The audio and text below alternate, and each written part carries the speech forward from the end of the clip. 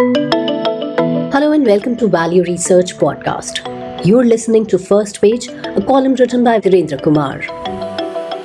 The value of real value. When cheap stocks are bargains and when they're just traps. Warren Buffett famously said that price is what you pay and value is what you get. But in today's market environment, that deceptively simple wisdom hides layers of complexity. As markets continue their volatile journey, more stocks are beginning to look attractively priced, at least on the surface. It's a scenario that naturally draws value-seeking investors, but one that also hides numerous pitfalls for the unwary. Low valuations have a particular allure in times like these. When you see a stock trading at a fraction of its historical valuation, with apparently solid fundamentals and a track record of performance, it's hard not to be tempted. The human mind is wonderfully adept at constructing narratives around such opportunities. Surely the market has overreacted. This is temporary, and this is an opportunity that others have missed. Sometimes these narratives are correct, but often they're simply the mind's way of justifying what we want to believe. The current market situation makes this challenge particularly relevant. After remarkable gains, we're seeing increased differentiation in valuations. Some stocks continue to command premium valuations, while others trade at substantial discounts to their historical averages. This divergence creates natural opportunities for value investors and sets the stage for value traps. The term value trap has become a cliché in investment discourse, but like many clichés, it contains an important truth. The history of markets is littered with stocks that appeared cheap for good reason, where low valuations were not a signal of opportunity, but a warning of fundamental deterioration. The challenge isn't just identifying these traps, it's understanding why they exist and how they persist despite seemingly attractive metrics. This brings us to a crucial point about value investing that often gets overlooked.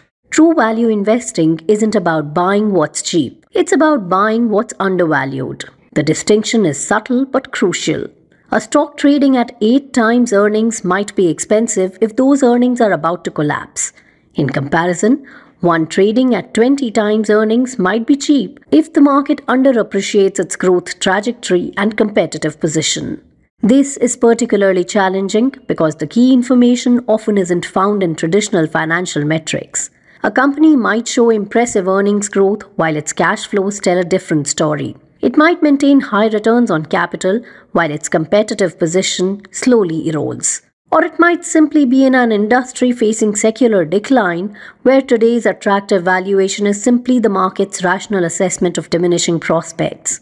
The cover story of Wealth Insight March 2025 issue delves into this fascinating aspect of value investing. It distinguishes genuine bargains from deceptive value traps, offering a framework for analysis beyond simple valuation metrics.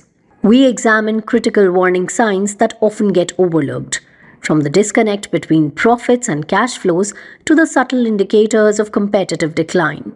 Through case studies, we show how even market leaders can become value traps when facing structural challenges and how cyclical industries require a different analytical lens.